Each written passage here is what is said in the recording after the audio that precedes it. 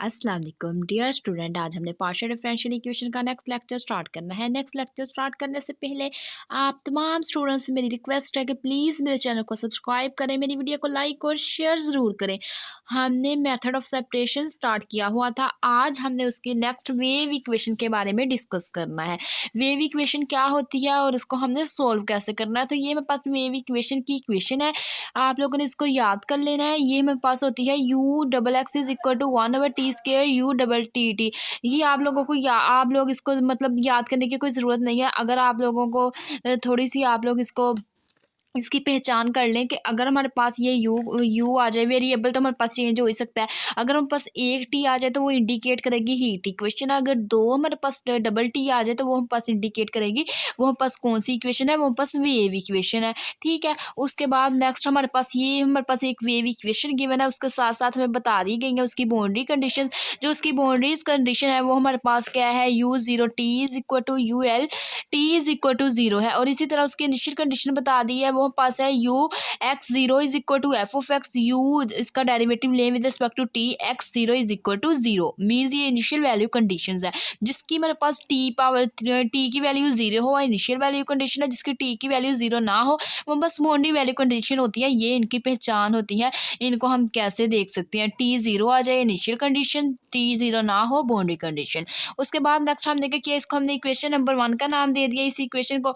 और हम क्या कर सकते हैं, इसको लिख सकते हैं कि इसको ऐसे भी लिख सकते हैं, partial square u over partial x square is equal to 1/c square partial square u over partial t square. इसको हमने इक्वेशन नंबर 1 का नाम दिया। हमने कहा कि वेयर u, ये जो पास u यूज हो रहा है, ये वाला u हमने कह दिया be the function of the x and t। जो हमारे पास u है वो फंक्शन किसका है, x और t का। अब हमने क्या करना है, इक्वेशन 1 को मल्टीप्लाई भी कर देना है और डिवाइड भी कर देना है, किसके साथ, x और t के साथ। क्योंकि हमारे पास दो ही वेरिएबल यूज हो रहे हैं, एक x है एक t है। हम क्या करेंगे, मल्टीप्लाई और डिवाइड करवा देंगे एक्स और टी के साथ।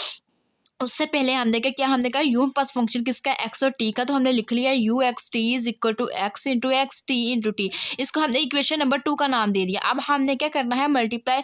हमने कह दिया कि ये हम पास जो इक्वेशन 2 है वो हम पास सोल्यूशन किसका होगा, इक्वेशन 1 का। इक्वेशन 1 से सोल्यूशन लेके इक्वेशन 2 के अंदर पुट कर देंगे, तो वो हमने कह दिया be the solution of the equation 1। अब हमने क्या करना है, यहाँ से एक्स इंटू एक्स और टी इंटू टी का सोल्यूशन फाइंड आउट करना है। तो उसके लिए सबसे पहले हमने क्या किया, हमने कहा कि ये हम पास सोल्यूशन है, ये हमारे पास एक्स और टी दो वेरिएबल है। हमने करना है इक्वेशन 1 को मल्टीप्लाई भी करवा देना है एक्स टी के साथ और डिवाइड भी करवा देना है। अगर आप लोग पहले एक स्टेप में मल्टीप्लाई करवा दे, दूसरे में डिवाइड करवा दे, तो भी आप लोगों की अपनी मर्जी है। अगर आप लोग एक स्टेप में मल्टीप्लाई करवा दे, सेकंड के अंदर डिवाइड करवा दे, तो भी आप लोगों की अपनी मर्जी है। आप लोग इसको इकट्ठा भी कर सकते हैं, सेपरेट सेपरेट भी कर सकते हैं। मैंने क्या किया, जिधर जिधर यू मेरे पास आ रहा था, मैंने क्या किया, वहाँ पर एक्स टी लगा दिया। ये यहाँ पे भी एक्स टी आ गया और यहाँ पे भी एक्स टी आ गया। अब मैंने क्या किया, डिवाइड करवा दिया एक्स टी के साथ। मल्टीप्लाई और डिवाइड करवाना है, अगर हम किसी चीज़ को मल्टीप्लाई और डिवाइड करवाए तो वो चीज़ क्या रहती है, वही रहती है। इस वजह से हमने मल्टीप्लाई भी करवा दिया और साथ डिवाइड भी करवा दिया। ये हमने क्या किया, 1/x इधर भी डिवाइड करवा दिया और इधर भी डिवाइड करवा दिया।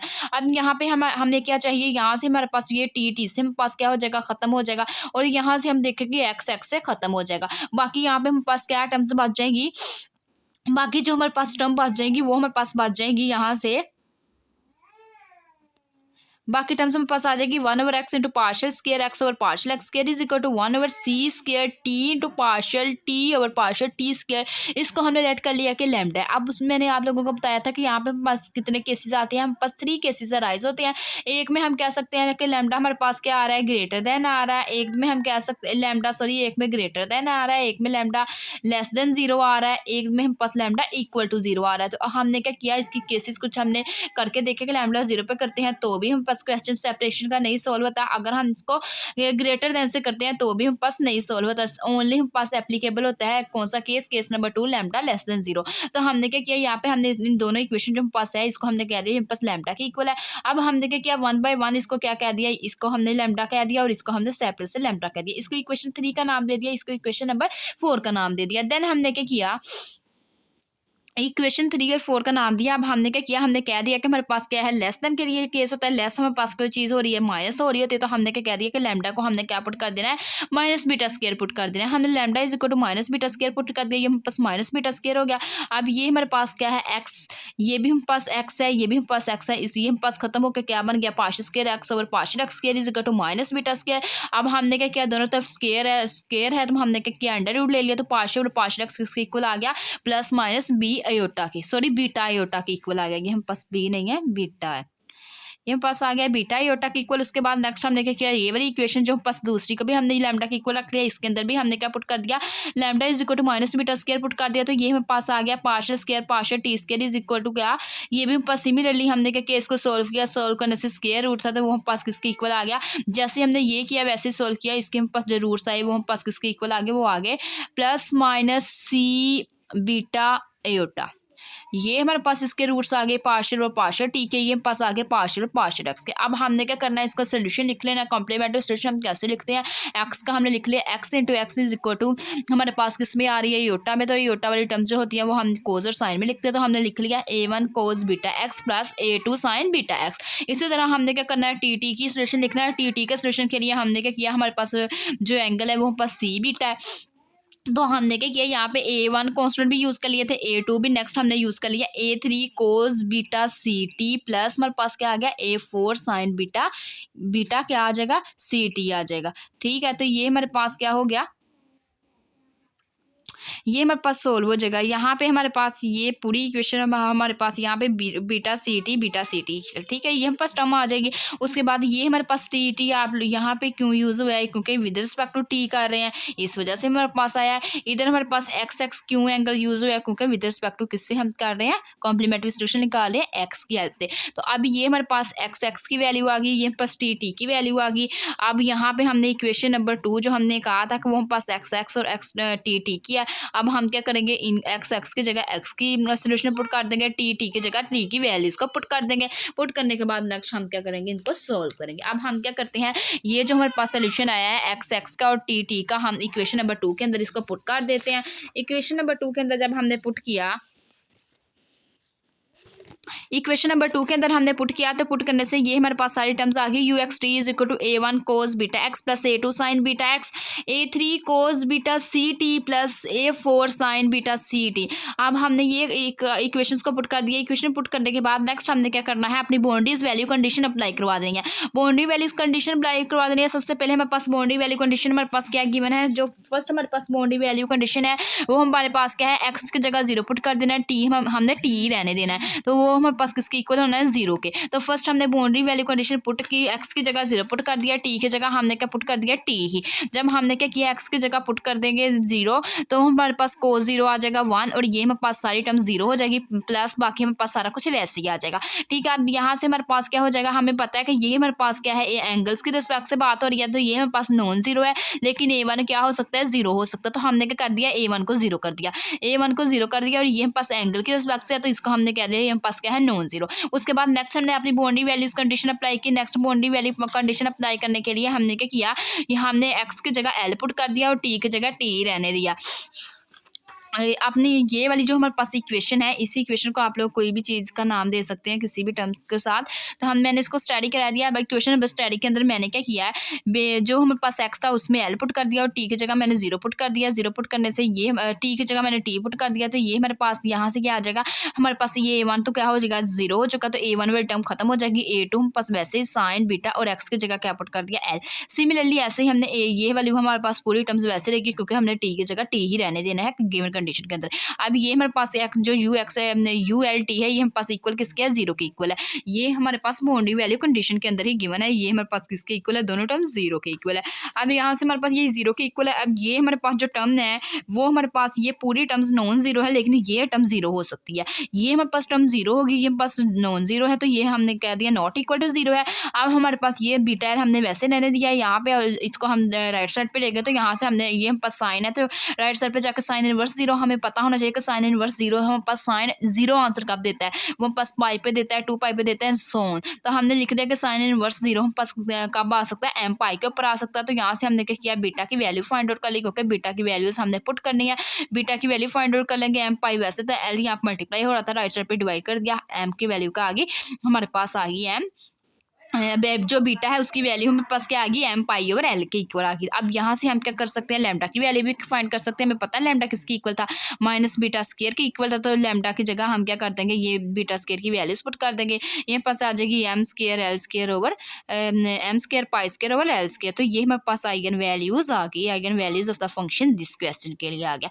ठीक है, उसके बाद अब हमने क्या करना है, अपना जो गिवन क्वेश्चन है उसके अंदर हमने क्या करना है, जिधर जिधर बीटा है वहाँ पे हमने एम पाई एल पुट कर देना है। इक्वेशन नंबर स्टडी के अंदर हमने क्या करना है, m pi over l put कर देना है, किसकी जगह, बीटा की जगह। लेकिन हमें पता है कि यहाँ पे हमने पुट करना है, तो इसमें हमें पता है A1 क्या हो चुका, 0 हो चुका, बाकी सारी टर्म्स हमारे पास वैसे ही बच गई है। अब हमने क्या करना है, A1 को 0 कर दिया तो हमारे पास सारी टर्म्स खत्म हो जाएगी। A2 से स्टार्ट करना है, A2 में हमने क्या करना है, साइन बीटा की जगह इसकी वैल्यू पुट कर देनी है एम पाई ओवर एल। इसी तरह हमने बीटा की जगह वैल्यूज पुट कर देनी है, इसमें हमने बीटा की जगह वैल्यू पुट कर देनी है इक्वेशन नंबर स्टडी के अंदर। इक्वेशन नंबर स्टडी के अंदर हमने पुट कर दिया A1 0 होगा, तो यहाँ से स्टार्ट किया A2 साइन बीटा की जगह हमने पुट कर दिया m pi over l into x आ गया, A3 कोस, उसके बाद बीटा की जगह हमने वैल्यूज पुट कर दी m pi over l c t plus A4 sine m pi c t over l हमने पुट कर दिया। अब हमारे पास यहाँ पे ये कितने कॉन्स्टेंट आ रहे हैं, A2 A3 A4 पास इतने कॉन्स्टेंट आ रहे हैं। अब हमने क्या करना है, कॉन्स्टेंट को क्या करना है, समेशन फॉर्म में लिखने के लिए यहाँ पे हमने अप्लाई करवा दिया by principle of the superposition. By the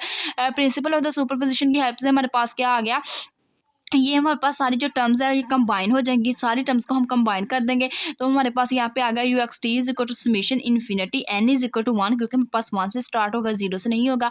sign m पाई है हमारे पास एल ओवर एक्स वैसे ही आ गया, और ये A1 A2 A3 A4 को हमने कह दिया इक्वल है हमारे पास किसके, ए एन के इक्वल है। इसको हमने ए एन कह दिया। अगर हम इसके अंदर 1 पुट करेंगे तो A1 हो जाएगा, अगर 2 पुट करेंगे तो A2। सिमिलरली ऐसे हम इन्फिनिट तक इसमें पुट कर सकते हैं एन की जगह। और ये हमारे पास क्या आ गई, ए एन आ गई, और साथ हमारे पास क्या आ गया, cos m pi c t over l, और साथ मेरे पास ये पूरी टर्म्स आ गई।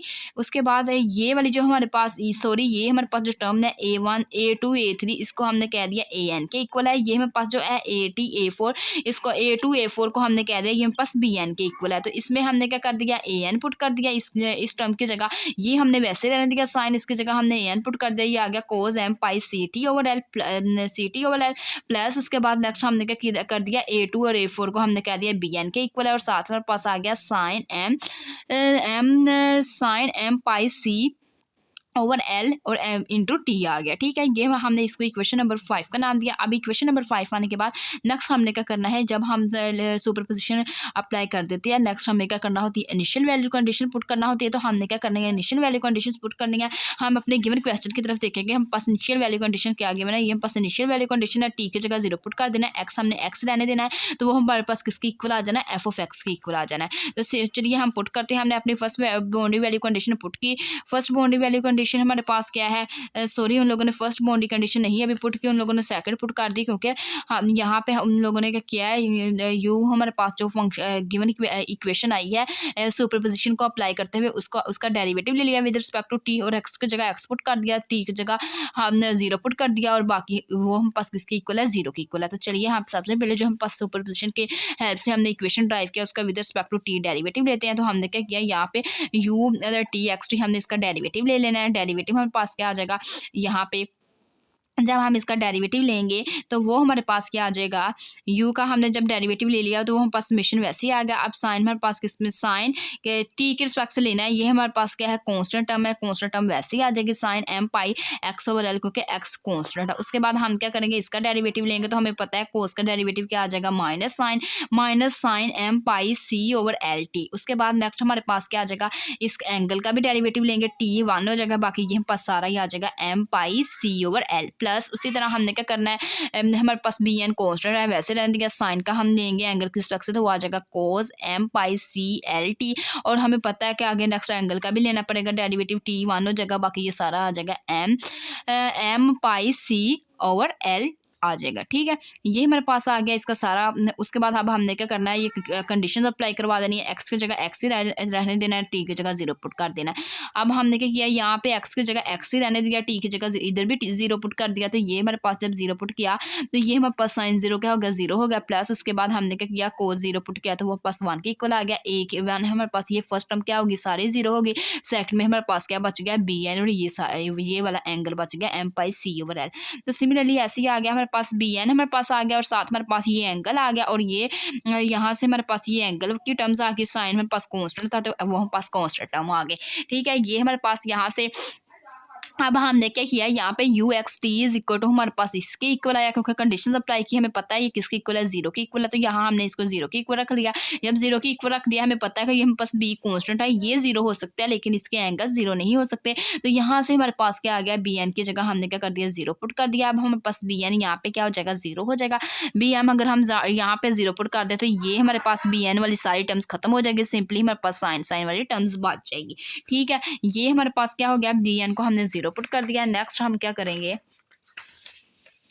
बी एन हमारे पास जीरो हो गया। जीरो होने के बाद नेक्स्ट हमारे पास क्या आया, ये हमारे पास बाकी हमारे पास ये टर्म्स आ गई, ए एन के साथ बी एन हमने जीरो पुट कर दिया। जीरो पुट करने के बाद हमारे पास इक्वेशन नंबर, इसको हमने 6 का नाम दिया। उसके बाद हमने क्या किया, second initial value condition put की। जो हमारे पास सेकंड इनिशियल वैल्यू कंडीशन है वो हमारे पास है कि ये हमने एक्स की जगह एक्स पुट करना है, टी की जगह जीरो पुट करना है, वो इक्वल होना है एफ ऑफ एक्स के। तो हमने क्या किया, इक्वेशन के अंदर एक्स की जगह हमने अब क्या पुट कर दिया, एक्स की जगह एक्स पुट कर दिया, टी की जगह जीरो पुट कर दिया। जब हमने टी की जगह जीरो पुट किया तो हमारे पास क्या आ जाएगा, यहाँ से अगर हम देखें कि हमारे पास टी की जगह हमने जीरो पुट करना है, एक्स हमने एक्स ही रहने देना है, इसको हमने नहीं छेड़ा क्योंकि x is equal to x ही है। और यहाँ पे हमने क्या कर दिया, टी जीरो पुट कर दिया। हमें पता है कि कोस हमारे पास जीरो किसके इक्वल होता है, 1 के इक्वल होता है, तो ये हमारे पास कोस जीरो 1 हो जाएगा। सिर्फ हमारे पास यहाँ पे क्या बच जाएगा, ए एन बच जाएगा। तो ये हमारे पास ए एन बच गया, बाकी हमारे पास ये सारा कुछ वैसे ही आ गया। उसके बाद नेक्स्ट हमने क्या किया, ये हमारे पास यहाँ पे इसका एंगल भी साथ ही चल रहा है, ये आप लोग इसको साथ लिखेंगे एम सी ओवर एल। ठीक है, ये हमारे पास सारा कुछ आ गई, ए एन वाली टर्म्स आ गई। अब हमें पता है कि ये पास ये वाली चीज़ जो हम पास इनिशियल वाली कंडीशन है किसके इक्वल, एफ ऑफ एक्स, हमने इसको एफ ऑफ एक्स के इक्वल रख लिया। एफ ऑफ एक्स के इक्वल रखने के बाद हमने क्या देखा, summation infinity n is equal to 1 a n sine m pi x over l, और साथ पास क्या आ जाएगा, m pi c over l. तो उसके बाद नेक्स्ट हमने क्या करना है, नेक्स्ट हमने फोरियर सीरीज बनानी है अपनी गिवन जो फंक्शन है उसको हमने क्या करना है, फोरियर साइन या कोस सीरीज के अंदर उसको बंद करना है। तो हमने क्या किया, सबसे पहले हमने अपनी जो हम पास गिवन इक्वेशन है उसको हमने मल्टीप्लाई करवा दिया sign n pi x over L के साथ, और हमने क्या किया, इंटीग्रेट करना है विद रिस्पेक्ट टू एक्स, और साथ हमने जो लिमिट्स अप्लाई करनी है वो हमने अप्लाई करनी है 0 to L। तो हमने क्या किया, integral 0 to L limits apply करवा दी और डी एक्स के साथ उसको हम एक्स के रिस्पेक्ट से इंटीग्रेट किया, और साथ हमने मल्टीप्लाई क्या करवाया, sign n pi x over l. तो हमने राइट साइड पे भी लेफ्ट साइड पे भी हमने क्या किया, 0 to L अप्लाई करवा दिया, और sign n pi x over l हमने क्या कर दिया, उसको मल्टीप्लाई करवा दिया। मल्टीप्लाई करवाने से हमारे पास क्या बन गई, ये टर्म्स बन गई। अब ये टर्म्स बन गई, अब ये टर्म्स बनने के बाद नेक्स्ट हमें पता है कि जब हमारे पास फोरियर सीरीज होती है वो हमारे पास क्या होती है, अगर हमारे पास m इक्वल टू n आ रहा हो, अगर हमारे पास m इक्वल n आ रहा हो तो वो हमारे पास क्या होता है, वो हमारे पास इक्वल होती है L/2 के इक्वल आ जाती है। अगर हमारे पास m not equal to n आ रहा हो वो हमारे पास क्या हो जाती है, 0 हो जाती है। तो हमने क्या किया, इसी की हेल्प से अब हमारे पास m और n है, मीन्स हमारे पास m n क्या है, सेम है। सेम होने की वजह से हमारे पास यहाँ पे क्या आ गया, हमारे पास हमने क्या पुट कर दिया, L/2 पुट कर दिया। अगर हमारे पास लिमिट L की रिस्पेक्ट से होगी तो L/2 हो गई, अगर लिमिट यहाँ पे a होती तो यहाँ पे हमने a/2 लिखना था। तो अब हमने लिमिट्स देखी वो हमारे पास किस में है, L में है, तो यहाँ पे हमारे पास क्या आ गया, L/2, क्योंकि हमारे पास m इक्वल किसके आ रहा है, n के इक्वल आ रहा है। m इक्वल होने की वजह m हमारे पास इक्वल होने की वजह से n के, तो वहाँ पे हमने L/2 पुट कर दिया, किसकी रिस्पेक्ट से, बाई फोरियर साइन सीरीज की रिस्पेक्ट से। अब यहाँ पे ये हमारे पास L क्या हो गया, L से हमारे पास खत्म हो गया। यहाँ पे हमारे पास इसका एंगल साथ लाजमी आप लोगों ने लिखना है m pi c over L है। ठीक है, ये आप लोगों ने इसको साथ साथ वैसे लिखते जाना है। लिखने के बाद यहाँ से मेरे पास L क्या हो गया, L से खत्म हो गया, बाकी मेरे पास क्या टर्म बच गई, एम पाई सी ओवर 2 बच गई। यहाँ से हमने ए एन को एक साइड पे रहने देना है, ए एन की वैल्यू हमने वैसे ही रहने देनी है, बाकी हमने क्या करनी है, लेफ्ट साइड पे ले जानी है। तो यहाँ से मेरे पास ए एन की वैल्यू क्या आ जाएगी, ये हमारे पास क्या है 2 है, यहाँ पे डिवाइड हो रहा है तो इस साइड पे जाके मल्टीप्लाई हो जाएगा। ये एम पाई सी टी क्या हो रहा है, मल्टीप्लाई हो रहा है, तो हमने इस साइड पे इसको क्या कर दिया, डिवाइड करवा दिया।